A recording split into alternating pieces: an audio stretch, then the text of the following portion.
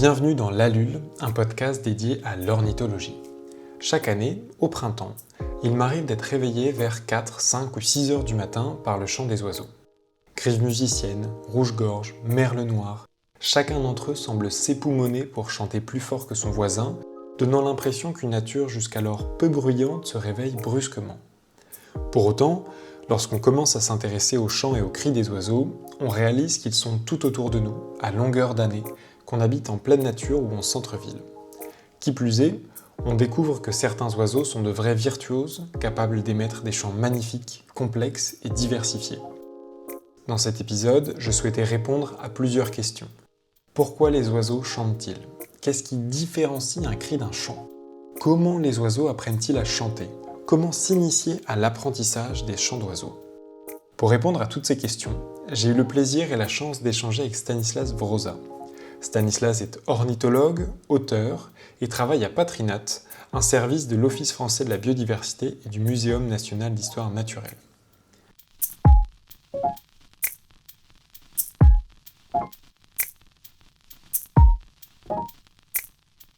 Bonjour Stanislas. Bonjour Léo. Pour commencer, peux-tu te présenter ?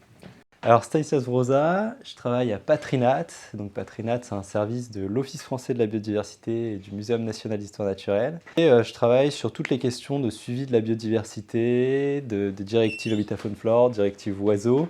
Et je m'intéresse aussi depuis très longtemps à tout ce qui tourne autour des oiseaux, donc en particulier l'acoustique. Ça fait à peu près 10 ans maintenant que j'enregistre les oiseaux et je m'intéresse à la façon dont on peut étudier les oiseaux par le son.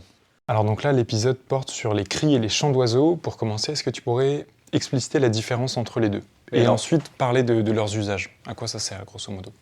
Donc les cris et les chants d'oiseaux, ce qui les différencie en fait, c'est le niveau de complexité. C'est-à-dire qu'en général, on va parler de cris quand on a des émissions sonores qui sont relativement simples, donc une ou deux syllabes souvent, des cris qui sont utilisés dans certains contextes particuliers, en vol ou pour répondre à une interaction avec une autre espèce ou pour marquer une inquiétude. Et le chant, c'est quelque chose de plus élaboré, de plus complexe. En général, c'est des phrases entières, donc plusieurs dizaines de syllabes. Ça peut durer plus longtemps, il y a plus de variations de fréquence et plus de diversité dans les motifs qui apparaissent.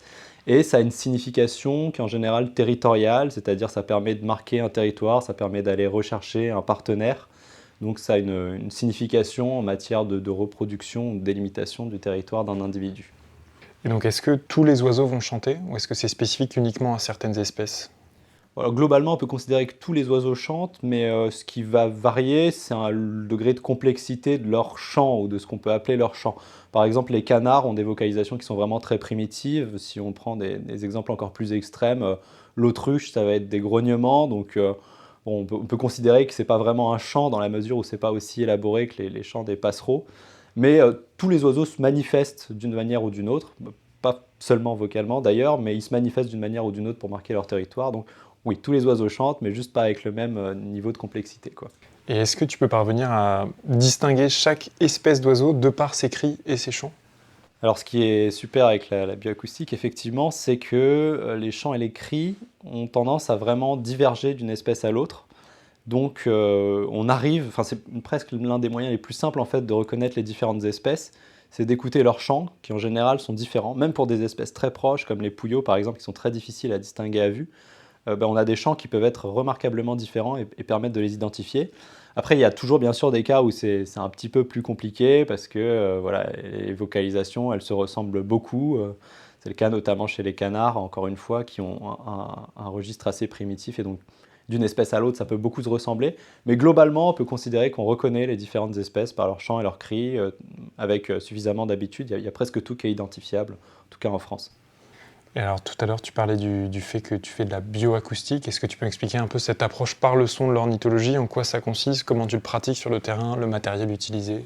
Oui, tout à fait. Alors la bioacoustique, c'est du coup l'étude du vivant par le son.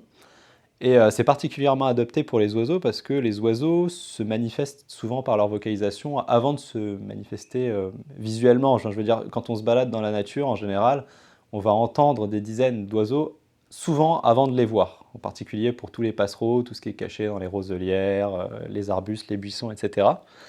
Donc la bioacoustique est très adaptée pour l'étude des oiseaux. Et la façon de la pratiquer, il y a plein de façons de la pratiquer, mais la plus simple, c'est juste d'écouter ce qui se passe autour de nous, comme ça, juste avec ses oreilles, et d'essayer de voir combien d'espèces on reconnaît, ou en tout cas, essayer de voir si c'est plusieurs oiseaux, un même oiseau qui produit ces différentes vocalisations. Ça, c'est l'approche la plus simple de la bioacoustique, qui est presque juste profiter des sons de la nature et se concentrer sur ceux qui, d'habitude, n'attirent pas du tout notre attention, ou ne captent pas du tout notre attention. Là, on va se concentrer là-dessus et se rendre compte qu'en fait, il y a une diversité tout à fait remarquable. Et après, il y a des façons plus élaborées de la pratiquer, alors en enregistrant, en essayant d'analyser les différences de manière un peu plus fine. Donc on peut tracer par exemple ce qu'on appelle des sonagrammes, donc c'est des représentations visuelles des sons qui nous permettent d'aller analyser les différents sons beaucoup plus finement, d'aller voir des détails que notre oreille ne serait pas capable de percevoir. Ça nous permet de mieux identifier les espèces, de mieux comprendre à quel comportement ça peut correspondre, faire la différence entre les différents types de cris et de chants qu'on évoquait tout à l'heure. Et donc, l'une des façons de pratiquer la bioacoustique, c'est d'enregistrer avec du matériel, un micro ou une parabole si on souhaite amplifier, et d'aller identifier les différentes espèces, associer un comportement à leur vocalisation, et donc commencer à décrypter un peu ce dialogue qui s'instaure entre les différentes espèces quand on est dans un paysage sonore. Tu as évoqué le mot parabole. Est-ce que juste avant de continuer, tu peux un peu décrire ce que c'est et comment tu vas l'utiliser et quel est un peu l'intérêt de l'utiliser? Oui, bien sûr. Donc, une parabole, c'est un peu comme la focale d'un appareil photo. C'est-à-dire, quand on a un appareil photo, en gros, on a le boîtier nu et derrière, on peut mettre un objectif. Le boîtier nu permet de pouvoir faire des photos. C'est pareil pour un micro. Un micro permet d'enregistrer ce qui parvient directement à nos oreilles tel que ça parvient à nos oreilles. Si on a envie de zoomer, donc d'entendre plus loin, on utilise l'équivalent de cet objectif qu'on greffe sur le boîtier et ça prend la forme d'une parabole. Alors c'est très simple, c'est juste un morceau de plastique qui a une forme de parabole, donc c'est une forme mathématique. Et la particularité de cette parabole, c'est que ça concentre les ondes au centre, un endroit où on va placer des micros, et donc ça permet de zoomer, d'entendre plus loin, de capter des signaux qui viennent d'une même direction et de les concentrer sur le micro pour entendre à peu près, avec une parabole telle que je les utilise, c'est à peu près 3 fois plus loin qu'à l'oreille classique. Donc ça permet quand même d'augmenter considérablement la détection des oiseaux qui passent haut dans le ciel en migration ou qui sont cachés dans les roseaux. Ça peut être très pratique. Pour continuer, on a parlé donc de la distinction entre les cris et les chants. Est-ce que maintenant tu pourrais m'expliquer physiquement qu'est-ce que les oiseaux utilisent justement pour crier et pour chanter? Donc l'organe vocal des oiseaux est assez différent du nôtre. Nous, on a des cordes vocales qui vibrent. Eux, ils ont ce qu'on appelle un syrinx, c'est-à-dire un organe qui en fait est composé de 2 parties et dans lequel ils vont choisir de conduire l'air d'une façon ou d'une autre. Donc c'est pas du tout le même processus que pour les cordes vocales, parce que nous, on n'est pas capable de produire 2 sons simultanément. Alors, il y a certains artifices qui font qu'on pense être capable de produire 2 sons d'affilée. On a peut-être entendu ces chanteurs mongols, là, par exemple, qui font résonner un peu leur gorge, là, justement, pour produire 2 sons différents. Mais ça, c'est un peu un artifice, ça utilise de la résonance. Ce qu'on a, nous, dans le cadre des oiseaux, c'est vraiment un organe qui permet d'avoir un son à gauche, un son à droite, et donc de superposer les deux au gré de leur volonté. Donc c'est un organe qui est vraiment plus élaboré pour élaborer des chants complexes, et c'est ce qui leur permet d'avoir justement une diversité sonore beaucoup plus grande, des capacités d'imitation, des capacités d'enchaîner des sons beaucoup plus rapidement que nous. Ça, c'est parfait, c'est une transition parfaite. Quand tu dis une capacité à émettre des sons beaucoup plus rapidement que nous, est-ce que tu pourrais me citer un peu 3 extrêmes dans l'avifaune française, tant en termes peut-être d'intensité de chant, de sons qui sont potentiellement inaudibles à l'oreille humaine?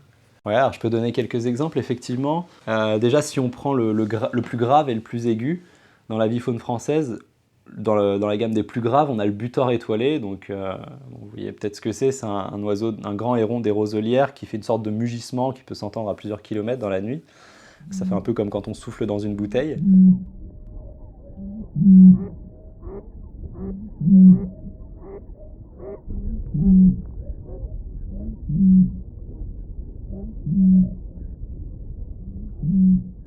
Et donc là, on est sur des fréquences de l'ordre de 200 Hz à peu près, donc c'est des sons graves, quoi. C'est des sons de moteurs de voiture globalement, c'est cette gamme de fréquences-là, des sons très graves. Les oiseaux sont globalement des espèces qui ont des chants très aigus, et donc parmi les plus aigus, le plus aigu dans l'avifaune française, on a le gobe-mouche tyrrhénien, donc c'est comme le gobe-mouche gris, mais celui qui vit en Corse, et il a... Un petit passereau. Ouais, c'est un petit passereau, c'est un tout petit passereau qui vit dans les arbres, dans les secteurs un peu pierreux notamment, et qui monte à 18 kHz, donc on est vraiment à la limite de l'audible en fait pour une oreille humaine. Et il a un chant qui est très aigu, 18 kHz, donc là c'est vraiment tout l'opposé du butor, c'est le soprano en gros du monde animal et des oiseaux. Et après, on a d'autres records. Donc, on a le plus grave, le plus aigu. Moi, je peux peut-être aussi citer des espèces qui chantent particulièrement fort. Alors, je pense au troglodyte mignon. Donc, troglodyte mignon, un vraiment très petit oiseau. Là, pour le coup, on est sur quelque chose de l'ordre de 5 grammes. Il a un chant qui est tellement puissant qu'en fait, ça équivaut à peu près à 100 décibels. Donc, c'est le seuil réglementaire des discothèques, en gros. Et donc, c'est assez curieux de se dire que ce tout petit oiseau de quelques grammes à peine envoie autant de puissance, en fait, qu'une grosse baffle de discothèque. Et ça, c'est justement lié au syrinx, au fait qu'on ait un organe de compression de l'air et pas seulement de vibration comme nos cordes vocales.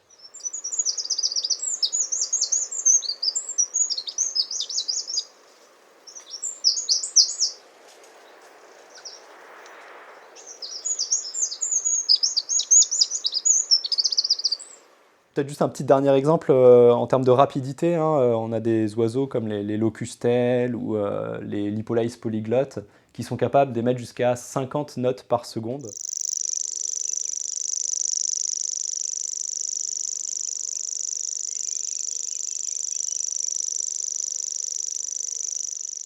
Donc là aussi, la voix humaine n'est pas capable de produire une telle rapidité de son. Même les rappeurs les plus entraînés ont beaucoup de mal à s'approcher de ce genre de performance. Et du coup, là, on est toujours sur des petits passereaux. Oui, on est toujours sur des petits passereaux qui ont globalement les répertoires vocaux les plus créatifs et les plus complexes, en fait. Les passereaux chanteurs, justement, par rapport aux grands oiseaux qui, souvent, ont un répertoire assez primitif. On l'a pas encore évoqué, mais il y a certains oiseaux, comme par exemple le rossignol philomèle, qui peuvent, eux, chanter au milieu de la nuit. Comment est-ce que tu expliques le fait que les oiseaux vont chanter à différents moments de la journée? Et si tu devais répartir un peu sur une journée type, comment se séquenceraient ces chants-là? En fait, c'est un peu comme des niches, c'est-à-dire il y a certains moments où le paysage sonore est libre pour certaines espèces et occupé par d'autres. Et donc on a une succession temporelle de quel oiseau chante à quel moment. Donc on a des oiseaux qui vont vraiment avoir un créneau extrêmement restreint. Alors c'est le cas par exemple de tous les rapaces nocturnes ou de l'engoulevent d'Europe, qui vont vraiment exploiter le cœur de la nuit, donc les moments qui sont totalement silencieux globalement, pour s'exprimer. Parce que souvent c'est des chants assez graves, donc qui portent pas loin, donc nécessité de ne pas avoir de superposition avec d'autres bruits graves.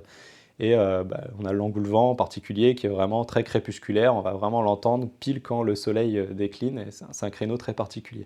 Après, la plupart des oiseaux chantent globalement le matin, enfin, c'est vraiment le pic d'activité, c'est au moment de l'aube. Et donc on en a certains qui commencent déjà avant l'aube. Alors c'est le cas du rossignol qui peut chanter presque toute la nuit, il a un chant très fort, il occupe très facilement tout l'espace sonore, donc lui peut se permettre le luxe de chanter presque tout le temps.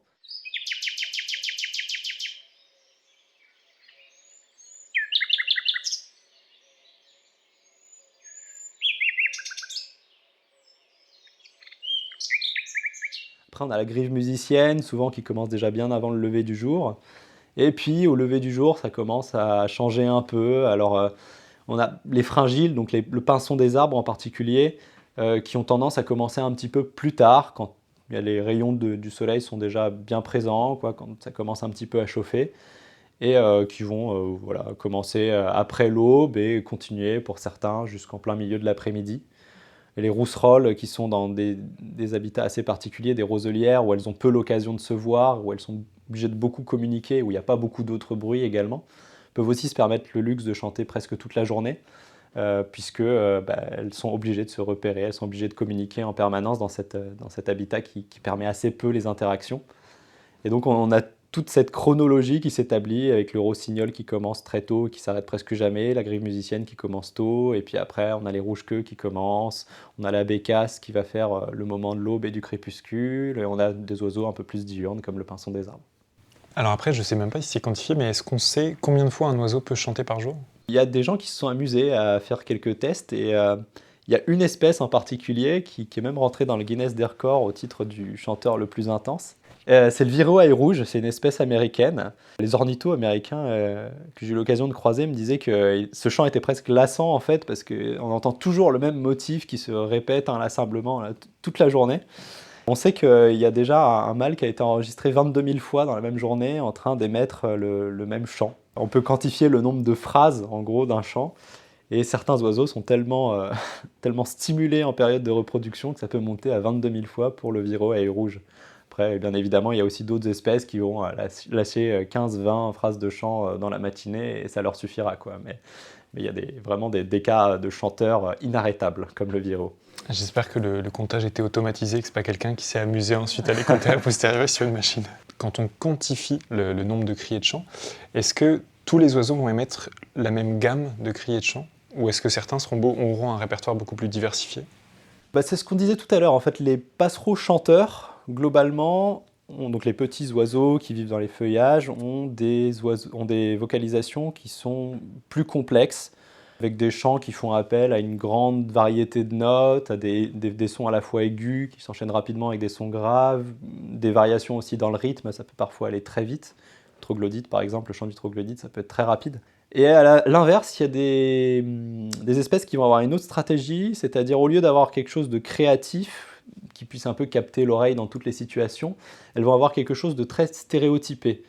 L'un des exemples qu'on a tous de chants vraiment très monotones, pour ceux qui ont déjà eu l'occasion de se rendre dans le sud de la France, c'est le petit duc. Quand on a un petit duc qui chante à sa fenêtre, on a l'impression d'entendre le même chant toute la nuit, ça peut presque nous donner des insomnies.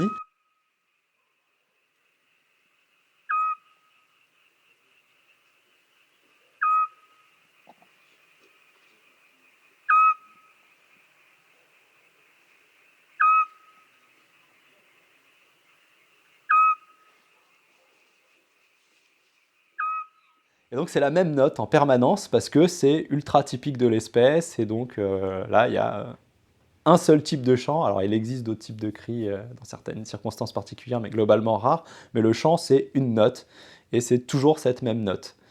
Et donc c'est vraiment très variable, mais globalement les petits passereaux ont des chants assez créatifs et les grands oiseaux qui se repèrent surtout visuellement, qui font des parades aériennes comme les rapaces par exemple, ont un répertoire vocal qui est plus pauvre, donc souvent les rapaces, c'est des espèces de petits glapissements un peu aigus. C'est assez étonnant, ça ressemble à des aboiements assez simples pour certains aigles.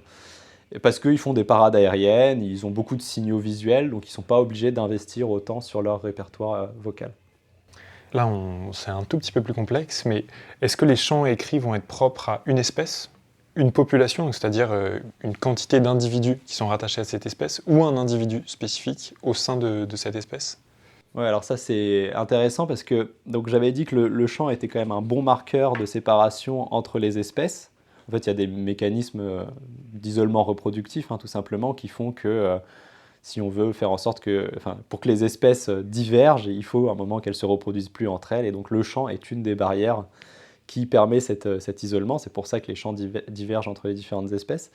Mais au sein d'une même espèce, il peut aussi y avoir des populations qui sont plus ou moins isolées et qui donc vont développer leur propre dialecte. Et puis il peut aussi y avoir des individus qui vont être un petit peu originaux et qui vont avoir des chants un petit peu différents de leurs congénères. Donc il y a de la variabilité individuelle et il y a de la variabilité au niveau des populations. Ça a été particulièrement étudié chez certaines espèces. Alors la plus emblématique, c'est le bec croisé des sapins. Un petit passereau, alors le bec croisé parce qu'il a les deux mandibules qui se croisent pour pouvoir décortiquer des cônes de pin. Et ce passereau a la particularité d'avoir des populations un peu partout en Europe liées aux différentes plantations de conifères. Donc les plantations de conifères, c'est quelque chose qui a pas mal évolué au cours des dernières centaines d'années en fait. C'est quelque chose qui est très fortement marqué par l'activité humaine, les forêts de conifères d'une manière générale en Europe.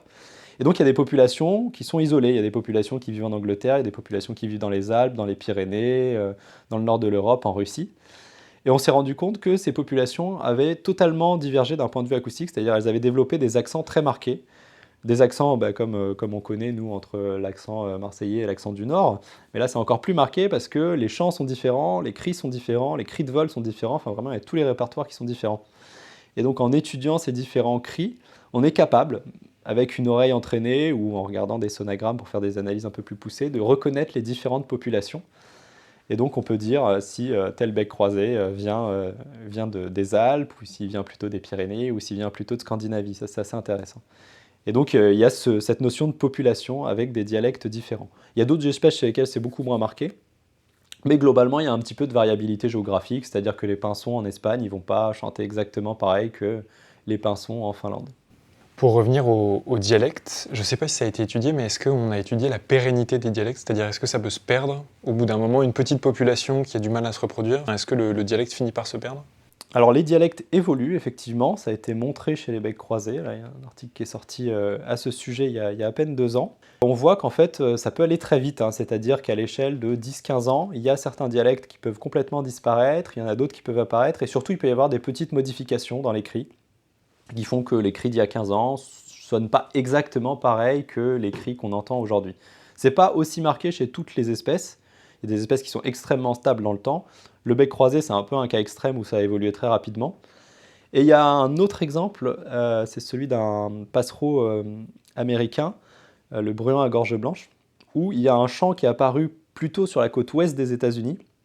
Et en l'espace de quelques années, il y a eu une sorte d'effet de mode. En fait, ce chant est devenu tellement populaire au sein des bruins à gorge blanche qui s'est répandu à presque la totalité des États-Unis. Donc maintenant, ça devient le chant le plus commun dans la grande majorité des États-Unis, alors que ce n'était pas du tout le cas il y a 10-15 ans. Donc il fonctionne vraiment par effet de mode et il peut y avoir des changements assez rapides dans les chants des différentes espèces. Donc jusqu'à maintenant, on a parlé des dialectes. Si on peut revenir aux individus, comment est-ce qu'un oiseau va apprendre à chanter? Est-ce que c'est acquis? Est-ce que c'est inné? Est-ce que c'est un apprentissage grâce aux parents?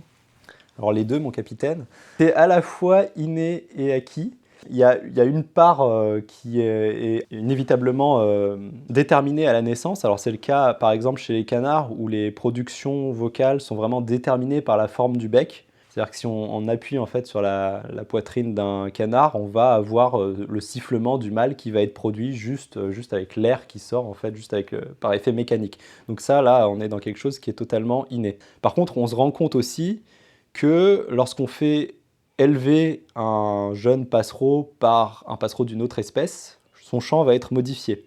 On se rend compte aussi que des oiseaux qui sont sourds, donc qui ont une audition qui est altérée, vont avoir des chants en général aberrants, beaucoup plus déstructurés, très différents de ce qu'on a l'habitude d'entendre globalement. Donc ça montre qu'il y a une part d'acquis, c'est-à-dire que l'oiseau va apprendre son chant en fonction de ce qu'il perçoit de ses parents, en fonction de ce qu'il perçoit dans son environnement. Et puis il y a tout un nombre d'espèces aussi qui vont carrément s'inspirer de leur environnement pour reconstituer leur chant, donc, à travers les imitations. Donc là, il y a forcément un apprentissage. Est-ce qu'on peut avoir un mécanisme inverse? C'est-à-dire un oiseau qui va oublier les chants qu'il a appris au fil du temps? Alors ça peut arriver dans des contextes d'isolation géographique. Parfois, on a des oiseaux qui s'égarent, donc des oiseaux qui d'habitude vivent en Russie ou aux États-Unis, qui peuvent s'égarer en Europe. Et on se rend compte que souvent, leur chant va quand même assez rapidement évoluer. C'est-à-dire qu'il ne va plus ressembler totalement à ce qu'il y avait au début, mais il va plutôt s'inspirer de ce qu'il entend au niveau local, ou à force de plus entendre ses congénères, il va plus trop avoir la gamme juste. Et donc il va en quelque sorte désapprendre son chant, ou en tout cas apprendre d'autres éléments de chant qui ne sont pas propres normalement à celui de son espèce. On a parlé beaucoup des chants et des cris qui sont propres aux espèces. Après, il y a beaucoup d'espèces qui imitent d'autres oiseaux. À quoi est dû ce phénomène d'imitation? Alors l'imitation, c'est une façon d'être créatif, c'est-à-dire que dans la sélection en fait, du bon partenaire sur la base de, de critères acoustiques, hein, comme ça se fait souvent avec les chants d'oiseaux, il va y avoir la clarté du timbre, la capacité à chanter beaucoup qui montre plutôt un état de bonne santé. Et puis il peut aussi y avoir la créativité qui montre une capacité de réagir à son environnement, à comprendre son environnement, à diversifier au maximum ses productions vocales. Donc il y a un exercice cérébral en fait de diversification qui permet de tester un peu la fitness de l'oiseau. Et donc cette créativité, c'est ce qui justifie l'appel aux imitations. Et donc il y a certaines espèces qui vont être de remarquables imitatrices, qui vont même plus se caractériser par leurs imitations que par leur chant proprement parlé. Si on prend les rousserolles, donc la rousserolle verderolle, c'est vraiment l'exemple le plus connu en France. C'est une espèce qui est capable d'imiter à peu près 130-140 espèces voisines qu'elle a croisées soit autour de son site de reproduction, Donc quand on entend une rousserolle verderolle chanter dans un marais, en général, on entend un peu toutes les autres espèces qui vivent dans le même habitat. Et puis on sait même qu'elle est capable d'intégrer dans ses imitations des oiseaux qu'elle a croisés pendant sa route migratoire, voire même pendant son hivernage en Afrique. Donc ça fait un répertoire vocal qui est incroyablement diversifié pour une toute petite espèce de passereau marron des roselières qui visuellement en fait n'a rien de remarquable, c'est vraiment brun terne. Enfin, dans les guides d'ornithos on dit qu'il n'y a aucun critère d'identification pratiquement, c'est juste tout brun. Et le chant par contre est incroyable, constitué de presque uniquement des imitations qui sont par contre enchaînées dans un ordre assez spécial, ce qui fait qu'on reconnaît que c'est une verderolle, mais là c'est presque que de l'imitation dans ce cas-là.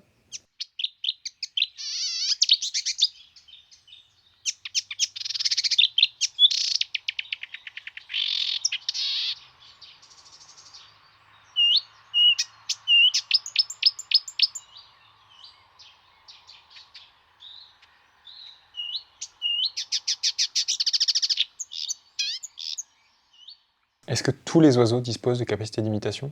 Alors tous les oiseaux ne disposent pas de capacité d'imitation, mais on se rend compte qu'en fait il y a plus d'oiseaux que ce qu'on imaginait à la base qui imitent. Des exemples, le rouge-queue à front blanc, au début on ne s'était pas forcément rendu compte que c'est un énorme imitateur, mais il imite beaucoup d'espèces dans son chant. D'autres espèces peuvent produire ponctuellement des imitations. De manière très surprenante, on m'a envoyé là, il y a quelques années une vidéo assez impressionnante d'une corneille noire qui imite la sirène de pompier dans Paris. Donc elle a entendu cette sirène de pompier, elle a réussi à l'assimiler et elle arrive à reproduire exactement le même chant. Ce qui est assez étonnant parce que les corvidés, on a tendance à penser que c'est toujours les mêmes croassements. Mais en fait non, ils sont capables de produire des sons beaucoup plus complexes, dont des imitations de sirènes de pompiers. Donc des fois on est un peu surpris par certaines imitations auxquelles on s'attendait vraiment pas, quoi. C'est les petits bonheurs de l'ornithologie. Exactement. En dehors des cris et des chants, est-ce qu'il peut y avoir d'autres comportements sonores qui sont associés aux oiseaux? Oui, il n'y a pas que les cris et les chants qui permettent aux oiseaux de s'exprimer, il y a d'autres types de signaux acoustiques. On pense au tambourinage des pics par exemple. Donc c'est des espèces qui sont forestières, qui vont beaucoup se nourrir sur les troncs d'arbres, creuser dans les troncs d'arbres, et qui ont trouvé une superbe façon de communiquer entre eux dans ces écosystèmes forestiers qui sont quand même très denses. C'est de tambouriner sur les troncs d'arbres, donc ça fait une vibration en fait du bec, enfin le bec tape contre le tronc d'arbre, donc ça fait une vibration du tronc d'arbre qui peut porter assez loin, presque plus loin que le chant.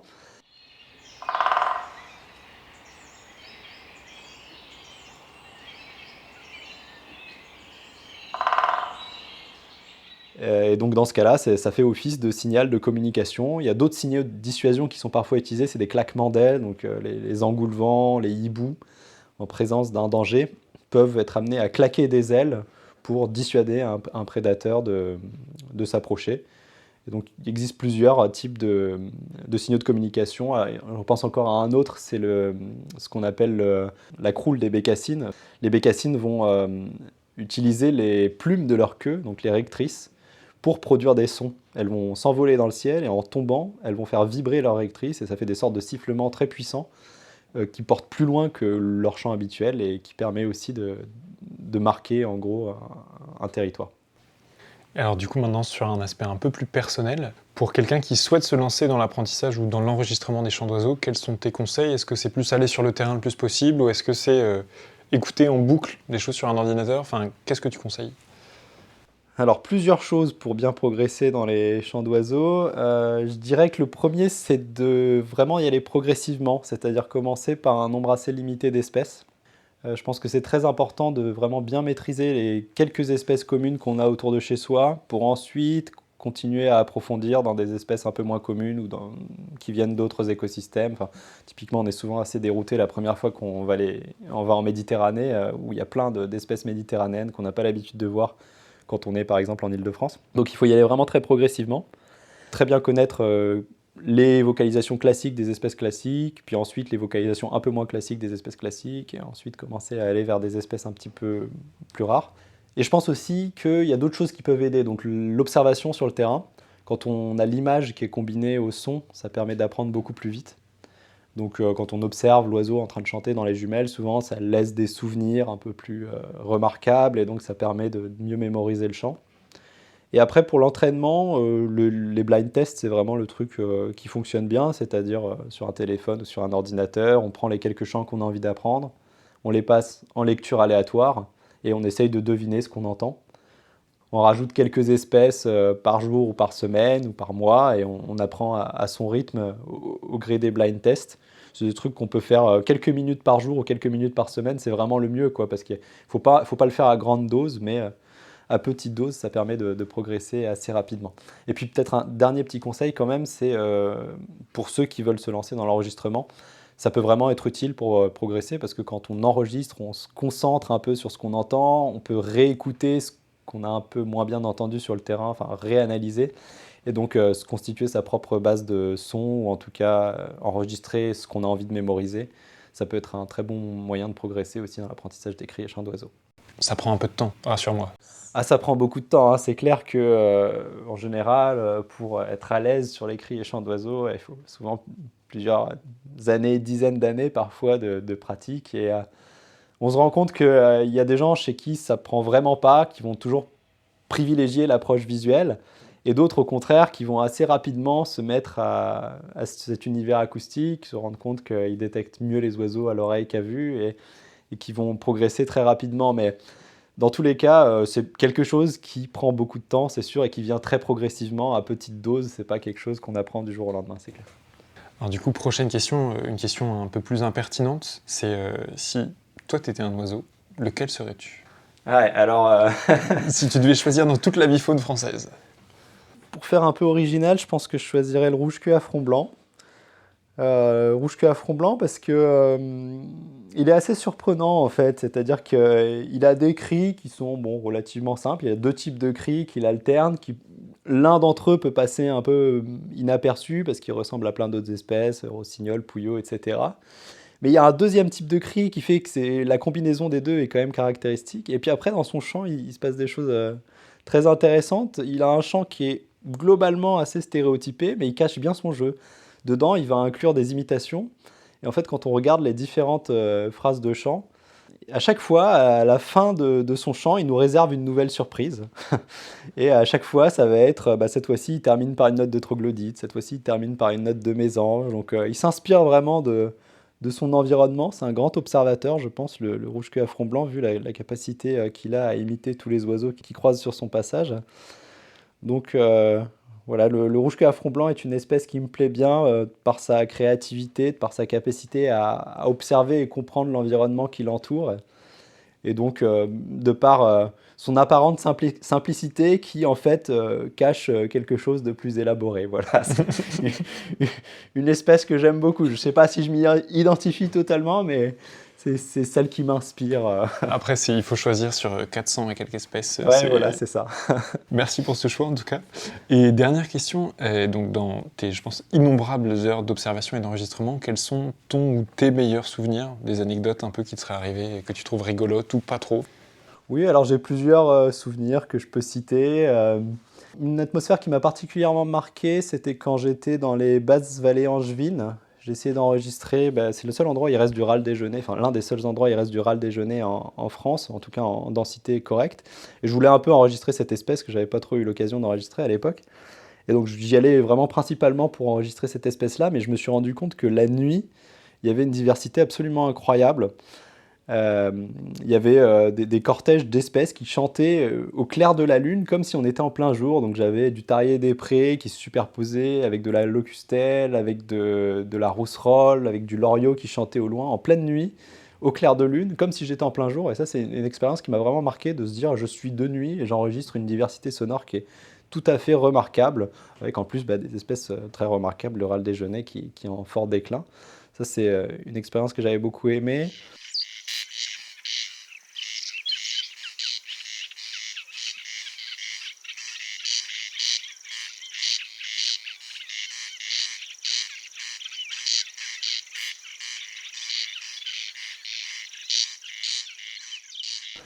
Un autre moment qui m'a beaucoup marqué, c'est la première fois que j'ai enregistré des plongeons, alors en Islande, là, pour le coup. Donc, on imagine toundra complètement silencieuse, arctique. Il n'y a aucun insecte, il n'y a aucun bruit de voiture, aucun bruit d'avion. Ça change complètement de la région parisienne, pour le coup.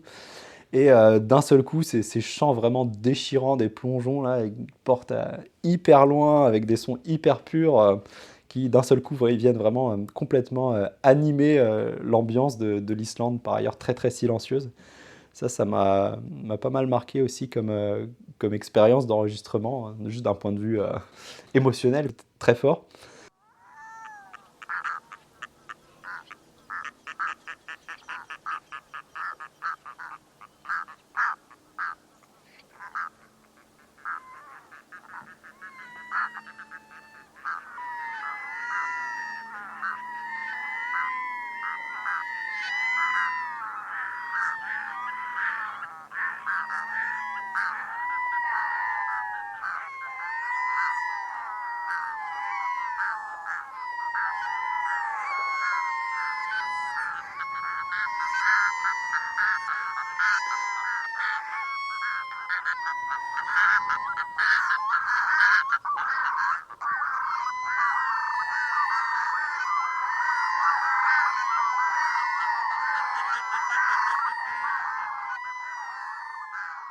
Sinon, quelques petites anecdotes. Dans le Jura, j'ai eu l'occasion une fois de me promener avec ma parabole et il s'avère que sur une des routes du Jura, j'ai croisé un coq fou, donc un grand tétras qui a ce comportement un petit peu déréglé et qui se méfie pas de l'homme, qui au contraire va venir au contact. Et donc j'étais en train de me promener avec ma parabole et j'ai ce truc qui débarque d'un seul coup devant moi sur la route et qui commence à me chasser avec ma parabole. Alors je pense que ma parabole ressemblait un peu à la queue d'un grand tétras. Ça doit être pour ça qu'il réagissait aussi fortement.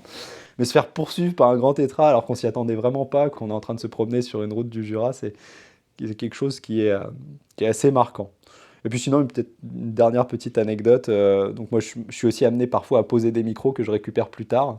Ça m'est déjà arrivé, par exemple, d'avoir soit le micro qui se fait attaquer par certains oiseaux. Donc comme il y a de la mousse, ça peut un petit peu intriguer certaines mésanges ou certains rapaces même qui peuvent se demander si c'est de la fourrure ou pas et qui donc viennent inspecter le micro. Et donc plusieurs fois, je me suis retrouvé avec soit des oiseaux qui ont déplacé mes micros, soit des oiseaux qui en tout cas venaient vraiment gratter dans mes micros et ça s'entendait très bien et j'arrivais même parfois à reconnaître l'espèce dont il s'agissait juste parce qu'elle avait chanté ou crié juste avant. Et donc c'est assez marrant d'avoir ce contact vraiment très inhabituel avec les oiseaux sur des enregistrements passifs où on n'est pas là et du coup on capte la vie de la nature telle qu'elle est au quotidien et donc on a des scènes assez inhabituelles qu'on peut être amené à capter.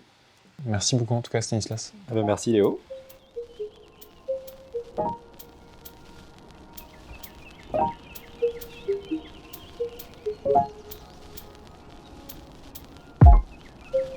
Merci d'avoir écouté cet épisode de L'Allule, un podcast dédié à l'ornithologie.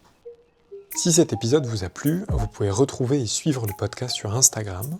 Vous pouvez vous abonner sur différentes plateformes, noter le podcast et en parler autour de vous.